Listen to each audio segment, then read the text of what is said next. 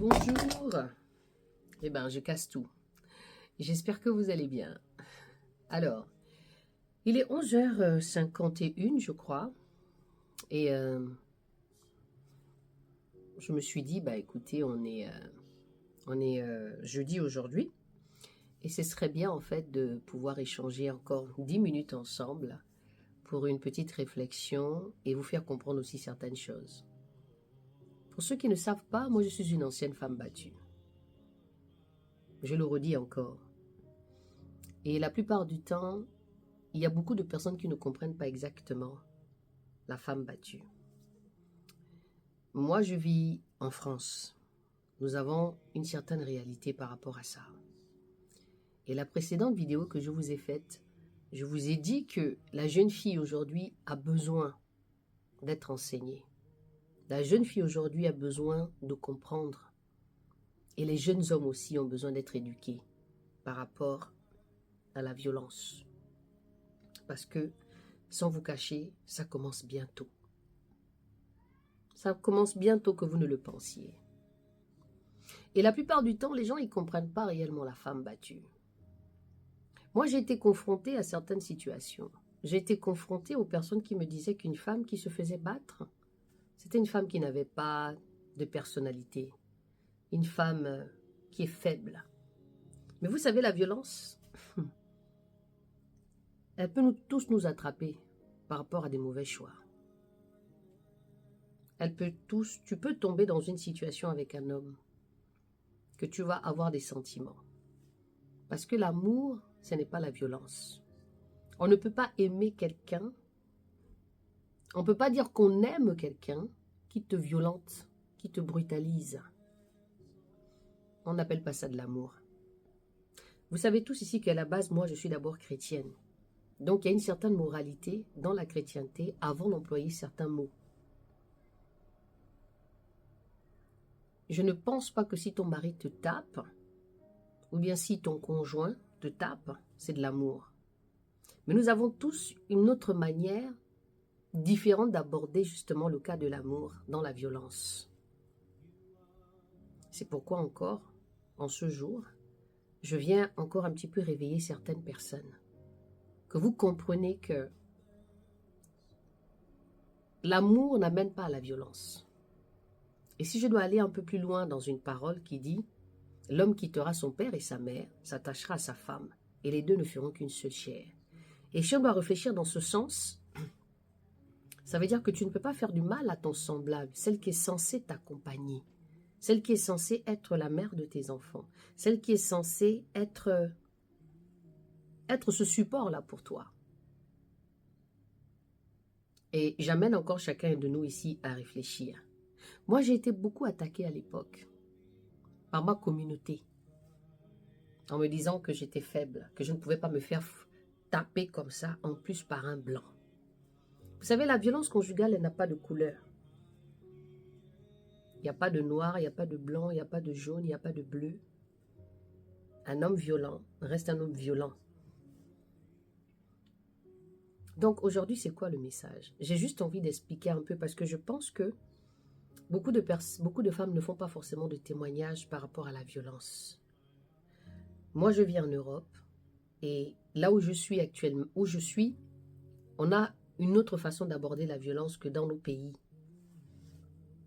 Parce que les normes, des fois, disent que c'est normal de corriger, de taper. Mais aujourd'hui, nous voyons ce qui se passe. Parce que ça a trop duré. Parce qu'il y a trop de choses qui se passent aujourd'hui. Trop de fémicides en Afrique.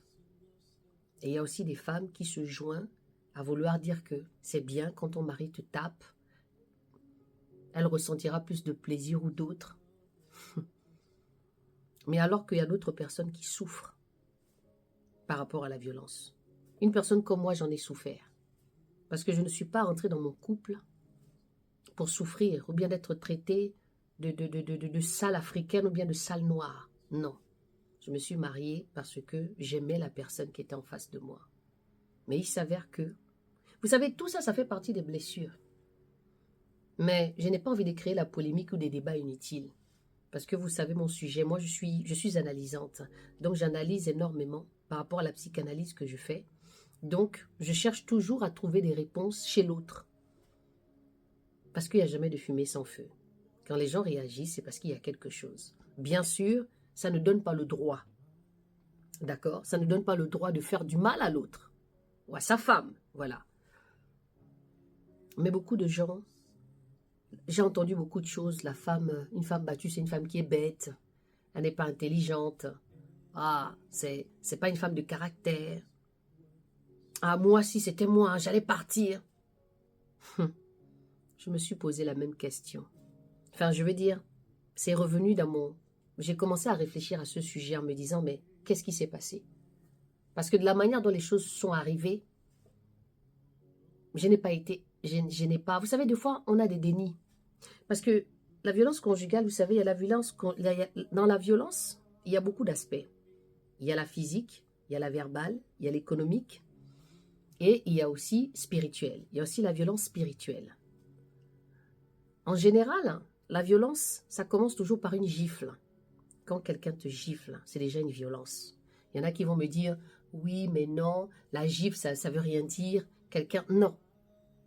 Vous savez, j'ai fait beaucoup de commissariats. J'ai porté plainte. J'ai fait des mains courantes. Et j'ai appris à comprendre certaines choses par rapport à la violence. Jamais de ma vie, je pouvais imaginer qu'un homme pouvait me taper dessus. Jamais. C'est pour vous dire que tout peut arriver à un moment donné. Mais le but, ce n'est pas de rester dans la situation. Mais c'est de s'en sortir le jour où ça arrive. C'est là où c'est le plus important. Moi, aujourd'hui, par la grâce de Dieu, me voici. Je peux encore venir discuter avec vous, parler avec vous, vous sensibiliser. Parce que depuis que depuis que je commence à faire des thérapies, depuis que je consulte les uns et les autres, la violence commence très tôt. Un jeune homme de 17 ans peut commencer à taper la jeune fille qui n'a à peine que 15 ans, 16 ans, dans leur petite relation comme ça de quartier ou même à l'école. Ils commencent déjà à poser leur autorité. Parce que peut-être que dans sa famille, il a vu le papa faire la même chose. Ne pas respecter sa maman. Et il pense qu'il peut le faire aussi avec tout le monde, et que c'est un mode de vie, et que c'est comme ça qu'un homme doit se comporter. Je vais peut-être parler régulièrement maintenant de la violence conjugale et les comportements et les blessures. Parce qu'on change après ça. On n'est plus la même personne. Et vous écoutez des fois des histoires de la dame qui a fini par faire du mal à son mari ou même tuer son mari à cause de ça. C'est pourquoi ici je parle de déclic. Parce qu'une femme qui n'a pas de déclic va rester là. Et va commencer à ressembler à son gourou. Parce que la violence a des conséquences. Donc c'est pourquoi dans cette petite vidéo encore, c'était juste pour sensibiliser encore chacun de vous. Pour vous dire qu'il est temps que vous vous preniez en main. Un homme qui te tape, ce n'est pas un homme qui t'aime. L'amour n'appelle pas la violence et les pleurs. On est censé être en paix dans un couple, s'aimer pour la vie et faire grandir nos enfants. J'aime souvent dire, il faut regarder aux enfants parce qu'ils ne reproduisent que ce qu'ils voient. Moi aujourd'hui, encore une fois, risque de me répéter. Le Seigneur m'a fait grâce de pouvoir vivre aujourd'hui et de vous donner ce message. Donc, pesez le pour et le contre. Moi, je m'appelle Armelle, hein. Je suis analysante. Je me spécialise sur les blessures et sur les blessures du passé, notamment les blessures de la violence conjugale.